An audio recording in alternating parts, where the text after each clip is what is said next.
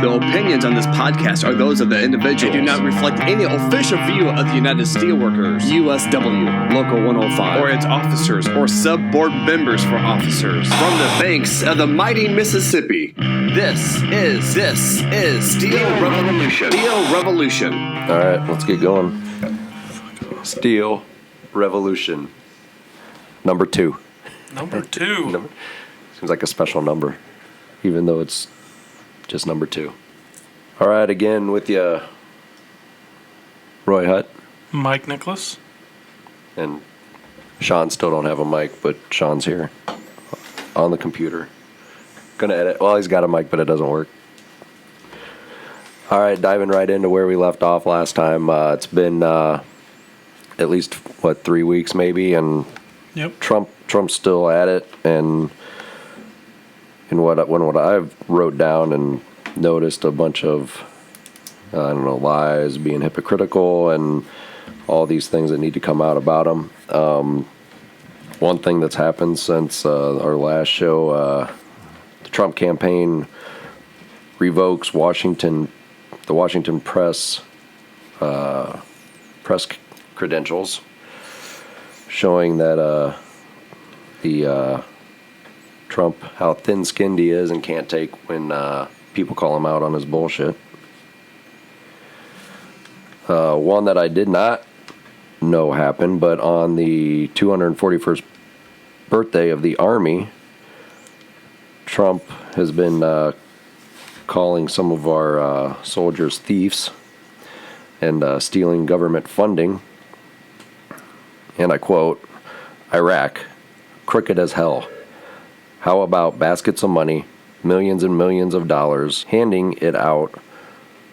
Trump said at a rally.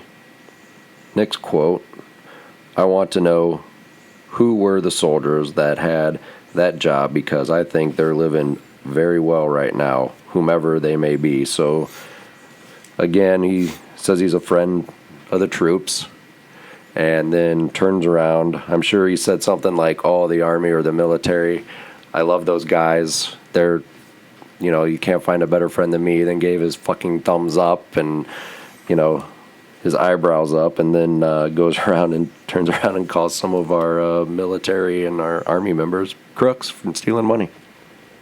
How does he decide that they're living too well? I don't get it. What's his standard of living too well? No, they probably need some gold tanks, and then they can be just as good as Trump. Yeah.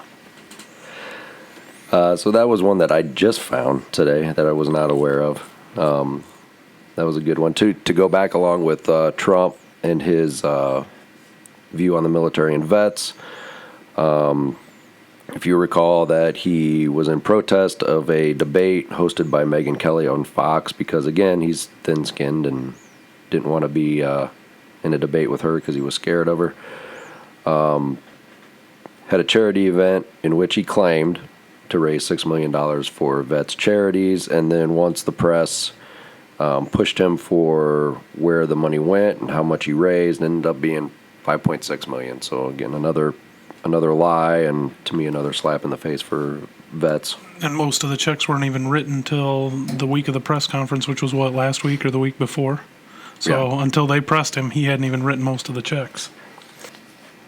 To go along with more of his acting very presidential, when he gets into a Twitter war with Elizabeth Warren, of course refers to calling her Pocahontas and being more racist, to go along with more of, I guess, what his campaign's been based on all along.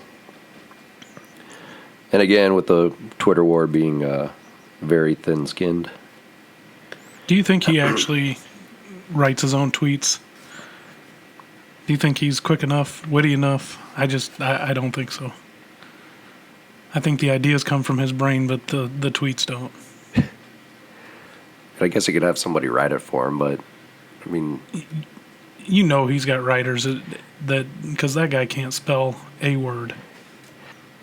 I mean, either it's him doing it, or it's somebody that works for him that's the same as him. Well, wouldn't you think if they work for him, they got to believe in his bullshit? I mean, he's the one paying him, so I guess you pay somebody enough, they're going to believe in your bullshit. Or you got to pay somebody to think the way you do, right? That's right, absolutely. Another one that is new is a new ad out on TV that has a disabled little girl on a TV ad that her parents are talking about how unpresidential, and shows Donald Trump's true self and heart when he makes fun of the disabled reporter in one of his campaign speeches. I don't know. I like the commercial. I don't know. Have you seen it, Mike? Yeah, I have seen it. You just made me remember it. So again, and the hits keep on coming for Trump. A judge that is presiding over 2 class action lawsuits on Trump University, Gonzalo Curel, I hope Yes. I pronounced the name right. Yeah, I believe so. Hope I didn't slaughter that. Anyway, the judge has 13 years as being a narcotics prosecutor and a reputation as being tough.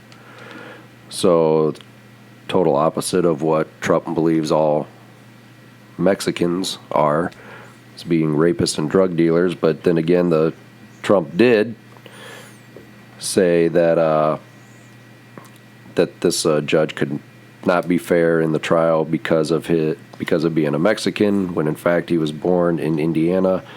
Now his mom and dad, according to what I found, was immigrants from Mexico that came here. But again, I mean, it's another thing from your presidential nominee that can speak without having the facts behind them, in which I don't know how you can elect somebody that can go around and say whatever they want without having the facts behind them, especially somebody running for president. Well, and he's kind of turned around too. I was reading an article yesterday, and I can quote it. He now is saying, he talks a little bit about the judge, but his direct quote was, "The judge, who happens to be, we believe, Mexican," which is great. I think that's fine. That's not what he was saying last week. That's not what he was saying the week before. Matter of fact, he was talking about he could have won this on a summary judgment very easily, but I have a judge who's a hater of Donald Trump, a hater in general. He's a hater of everybody, but a little bit different tune this week, so he plays to whoever he's talking to, it appears. I love these quotes. I love reading them because it's just like a bunch of rambling things that don't make any sense. To go along with that, then some of the people that have supported Trump and some that have not in the past have come out against him, as House Speaker Paul Ryan called the remarks racist, who, by the way, few weeks ago did endorse Donald Trump. So everybody's fallen into the say one thing, do another, or 1 week it's something else. So Trump has, I guess, turned the Republican Party into doing what he does in his speeches and when he's talking to people. South Carolina Senator Lindsey Graham labeled them as un-American, which again is, who would thought that people on, usually on our side of the fence, that, I mean, whether that support working issues and usually don't support people like Senator Lindsey Graham, have found that at least Lindsey Graham has some common sense. Illinois Republican Senator Mark Kirk withdrew his backing of Trump, and even the great loser governor Scott Walker said Trump should renounce his comments. But now you got people, talking about Mark Kirk not supporting Trump. It's a Republican that doesn't support him. But in talking to some other people this week, they say, well, Kirk has nothing to lose. He's not up for re-election this year, so he can do whatever he wants. Well, I disagree. I think the guy's just maybe found some common sense, even though he is a Republican, and realized the guy's an idiot. Right. Also, GOP state senator from Iowa, Johnson, let me see here, David Johnson, has suspended his Republican Party membership due to Trump's comments. So, and then later on, Trump has told Fox News that all the Republicans should just get over it.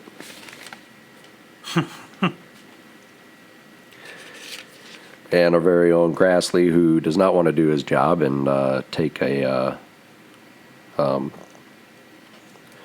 having nomination or hearings on the new Supreme Court justice, it finds Trump's comments okay.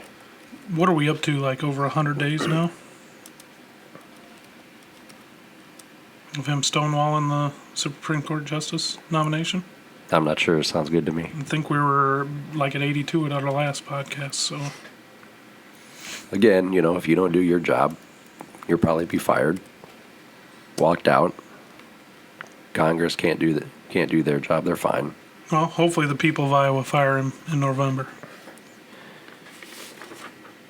Let's see, and going on with more Trump.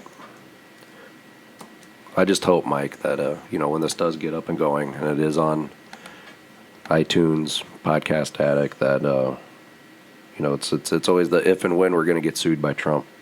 Yeah, I'd be honored to be sued by Trump. I think we can get some sponsors. Yes, and we could take care of that. I agree. With some sponsors. I was just thinking about that today. Just remember, the podcast is owned by Sean Geisens. There we go. All right, Trump, in response to the Orlando shooting, had, first of all, took to Twitter to say, thanks for the congratulations on being right on Islamic extremists. Another great presidential remark from the GOP nomination for president. Great remarks from him. Went on further to say that the gunman was from Afghanistan when he was really born in Queens, a short distance from where Trump himself was born, and whose parents, the gunman's parents, have been here since the 80s. The killer, whose name I will not use or ever say, was born an Afghan of Afghan parents who immigrated to the United States. His parents did emigrate from Afghanistan, but the killer himself was born in New York, which is why U.S. officials are calling it an act of homegrown terrorism. Well, again, he talked about his proposed ban on Muslim immigrants.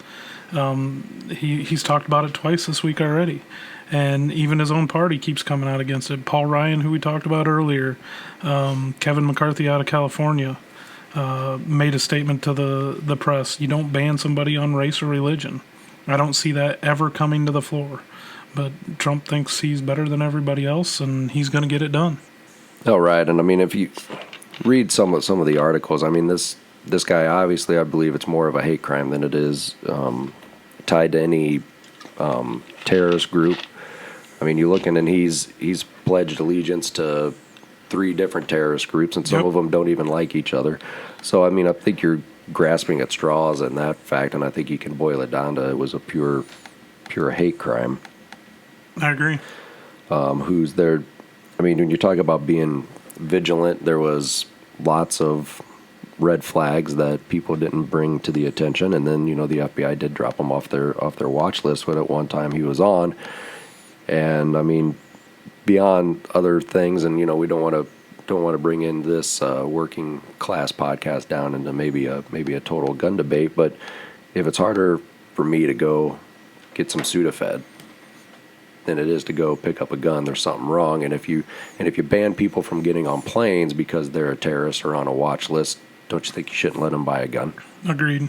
I mean, at the minimum, and I'm not asking. I know a lot of people that we represent, myself. I mean, people have guns. They're not asking you to take them away, but again, you can't knowingly put them in the hands of people that can't use them. That you want to say that are a responsible gun owner.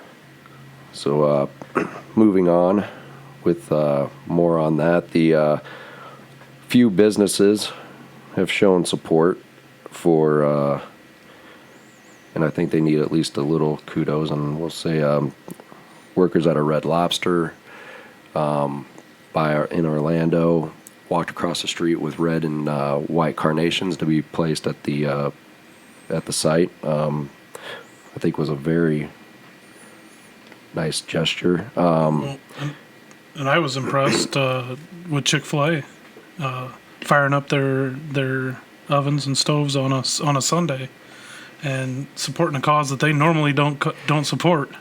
I wanted to bring that up, and kudos to them, but I will not totally slap them on the back and say attaboy. Oh, I agree. Because of one reason. I mean, you look at the line. They went out to the line of the people giving blood, which if you are gay, you can't give blood. So the people in this line most likely were straight. So you're giving it to straight people. I mean, great gesture. You opened up on a day you didn't, all great. But and I believe that in this day and age, those people could not give blood to people affected in their community, and they should have been able to have that right. I mean, how in this day and age and technology can you say no, you can't give blood because you're gay? And Chick-fil-A saying, I read an article yesterday talking about what they did, how they did it, and that they didn't want to be in the media, but now you see the franchisee in the media and giving statements all the time, and so it could be just another ploy for advertising. Yeah, I think you gotta repair your image. Guess related news too, that the hacktivist group Anonymous I'd seen put a bunch of gay porn on ISIS websites, so that was cool. Nice. Good for them, and good. It's good for them, and then to steal something from Steel Megaphone, we do not support hacking groups. You can't say you support them, but anyway, that was still awesome. All right, staying with more, I guess, presidential news, in which I'd like to say, Mike, that I was feeling that, Hillary and Trump was going to be a close race. And then now the more we talk about stuff like this, and then you see the poll numbers that Hillary's starting to pull away, I really now am back on the train that there's just no way. There's just, there's no way that the Republicans are going to win this for at least the president. I don't see any way either, but being down in some steelworker training last week when the announcement was made that the steelworkers were backing Hillary and all the backlash that gained, it's I guess it's not necessarily, you don't have to agree with who somebody supports for president. You don't even have to vote for them. I mean, hell, we talked about you don't even got to vote for president, but you got to get out there and vote. We got to be able to take over Congress. We got to be able to control who's ever in that presidential seat. So that's what's really important about this race. Yeah, I mean, ultimately, and we always say it, and it doesn't matter who you vote for as long as you vote. I mean, get out there, make your voice heard. Yep. But I mean, and we can debate on whether or not Hillary's the lesser of two evils, which I think there's a few people that would agree with that, but at the same time, the lesser of two evils. I mean, you live to fight another day. You hope that, Sanders pushed her enough at least in working people's issues when it comes to trade deals and that he pushed her enough to the working class side to hopefully make a message heard or make a dent. I agree. Speaking of trade deals and working class people, that unless you missed it on Jimmy Fallon, Obama slow jammed the news with Fallon, which was very funny, and I enjoyed it. And my wife said you had to watch it. This was really funny, which I quickly stopped laughing when he started to plug the TPP, the trade deal that will bring lots of jobs to the U.S., just like all the other trade deals, even though this trade deal is worse than NAFTA, that we saw a bunch of jobs leaving. Still see jobs leaving because of NAFTA. Right, and he said it's going to. The numbers to me just don't add up. If you got somebody, and I'm hoping I get this right, is it 36 cents a day or 36 cents an hour in Vietnam? It's one or the other. I think it's 36 cents an hour. So somebody's making 36 cents an hour. We're making, let's rough ballpark, even though we know you're making $10 an hour and you're making a product. Those guys cannot buy our goods. They do not make enough money to buy our goods. So how can you say we're going to open up and we're going to make all this money? It does not make sense to me. The numbers don't add up. Nope. I guess we'll mix in some good news, even though I want to wait, and have all the good news at the end. But just saw today that Tom Morello is going to be doing a tour against the TPP. Stop the TPP. To stop the TPP, he's going to be doing a tour. So look forward to hopefully that might be a smaller one. Hopefully we can get that in our area. I agree. That'd be nice. Let's see. Moving right along, we'll pick up where we left off the last time, which we did on our last Steel Revolution #1. Was a lot of Trump and Rauner. Rauner back in the news today, governor of Illinois, as not having a budget. Nope. Last night, sorry. Last night they ended at about 9:00. No budget. Still, they're talking about. They're going to continue talking. They're going to come together every Wednesday in June. And then when a vote comes together, both parties are going to pull their people back in and try to get a vote. But as of right now, Rauner's saying he will veto anything if it's out of budget. Of course, he's saying he's going to veto it, but now he's going on a statewide tour to promote a skeleton budget that he thinks will work. So let's see, we're going to promote a skeleton budget by spending the taxpayers' money and going on a tour to do so. Makes a lot of sense to me. Yeah. Every Wednesday, Mike? Every Wednesday. I hope they don't burn themselves out. That's a heavy workload. Yeah, every Wednesday. So they're the tops of both parties are going to meet every Wednesday to see what they can do. Now, Rauner is pushing a budget just to fund the public schools for the next year. It's considered a stopgap budget. Ex-governors, ex-politicians are saying that's not what we need, that won't do anything for us. All it's going to do is it'll keep the schools barely running. All the other groups that need the money for the next year aren't going to get anything. You're still going to see massive layoffs.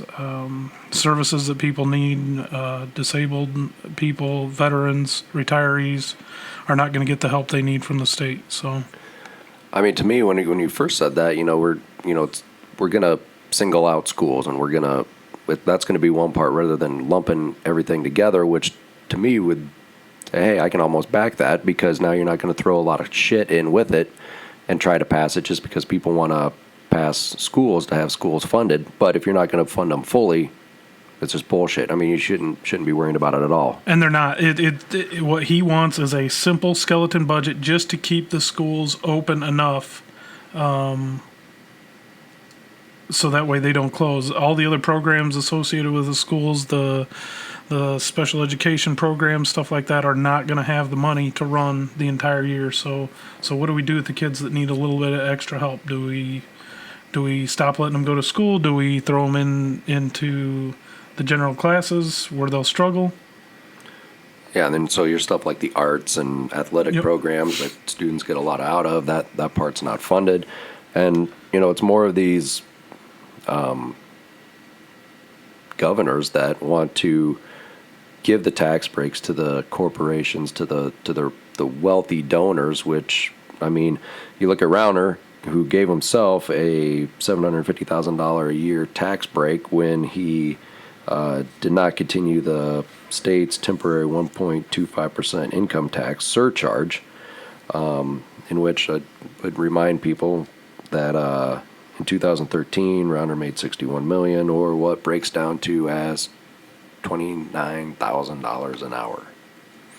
Yeah, and people keep talking about Rauner. Well, he only takes $1 a year or whatever for his salary from Illinois, but what they don't see is like this little tour he's going on over the next 3 weeks. It's costing us millions of dollars for his transportation, for his food, for his lodging, for everything, so he can go talk about a skeleton budget. How about we take that money and put it into the budget and see what we can get done? Right, you take out and you take out and you take out, and it becomes this more, government of less, and to do less and have less for the people. That what the government should be there is to support the people, to serve the people. When you take all that money out of the tax revenue, like he did here with not continuing the surcharge, and then you have to cut somewhere else, and then who pays for that? You're looking at your public services that pay, your schools, your children that pay. Everybody else pays for that lack of funding. Yeah, I agree, but it doesn't seem to matter to Rauner. He's blaming anybody and everybody else. He's blaming the Madigans. He's even blaming his own party. But it's simple. You need to sit down. You need to put your differences aside and get a budget, not just for the schools, not just for the social services, but for everybody in the state of Illinois, or you're going to lose a lot of people and a lot of businesses. And if you're holding out hope because Rauner's hurt you, or you don't have a job because of it, because you can't fund the public services, or state's not writing too many checks. If you do win the lottery, do it before July 1st, because at that time, if there's no budget, they will not pay your lottery winnings. Nope. And it all comes down to Rauner again. He's trying to pit the people of Illinois against the Democrats that are in the seats. He, in his speech last night after the session closed, he claimed the Democrats were trying to force a crisis for any social service providers in order to advance their own agendas. And I believe that's exactly what he's doing. He's trying to force a crisis to advance his own agenda. And we got a lot of our politicians are up for re-election this fall, and I hope people remember that. Yeah, other governor news, and I need to have a go back for the our very own Governor Braindead in Iowa. When talking about gun laws, did say that suspected terrorists should not be able to buy guns. So even the Braindead governor can actually make some sense. No, somebody told him to say that. Maybe it was a misquote. It had to be. All right, moving on to ending the show on happier notes. That congratulations to Verizon workers that after their strike they have reached a deal with Verizon. That was CWA and IBEW. Yeah. So congratulations for them. Good job. Now we can keep our Verizon phones. And moving on, that Lancaster, Alcoa Lancaster is working on an organizing drive. Keep up the good work, guys down there. Come join us, and have a voice in the workplace. They're working towards the end of their campaign right now. Started about 2 months ago. We've had people out there. We have members from our local 105 out there. We've had members from local 104 out of Indiana out there, all the way through the campaign, working to get roughly 500 to 600 people organized into the Steelworkers Union. So everybody needs to keep up the good work and keep moving on. And if you're looking someplace to show support or find out what's going on in there, just type search on Facebook, type in ALOC, and come up with the organizing Facebook page. You'll see some great videos on there too. Yeah, nice plug, Mike.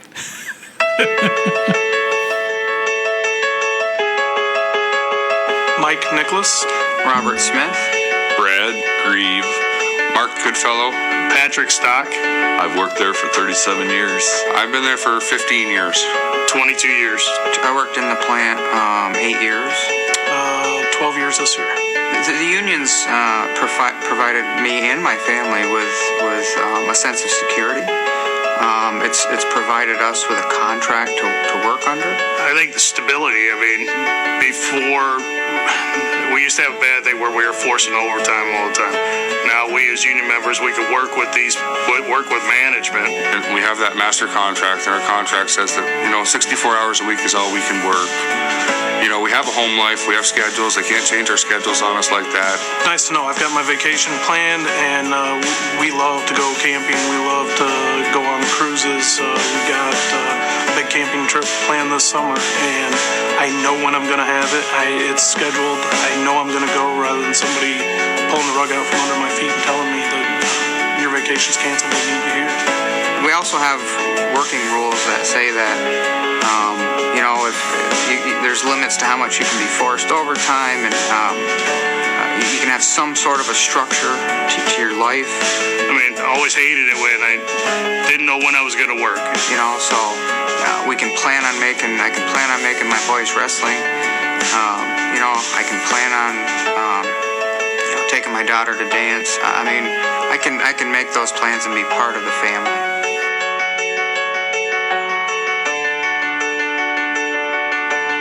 All right. Anybody got anything else? It's all for the notes that I got wrote down here. Oh, except for another good news. Not that you guys will find this very, very good news, but did buy a new hat. So it's the hat I got on now, Brewers hat, which I know I'm surrounded by Cubs and Cardinals. But anyway, was pleasantly surprised when I looked at the inside tab, and it is made in the USA. So was happy about that. That's very surprising. I know. But anyway, again, we end the show with the biggest douche of the show, and we last time gave it to Rauner. So this time we need to pick somebody else, and I'm going to go with Trump, and I'm going to sneak it in there before Mike says anything, because after listening to last time's show, Mike said it was Trump, or said it was Rauner. So I will agree with Trump this time. Absolutely, hands down, Trump. And Nick's show, so number 3 will be more well-rounded, and we'll hit lots of topics from everywhere, and then we'll have more choices than just the usual 2. So thanks for listening to Steel Revolution. This has been Steel Revolution. Questions or comments, email us. SteelRevolution105@gmail.com. Steel Revolution is a production of Steelworkers 105, Bettendorf, Iowa. Steel Revolution.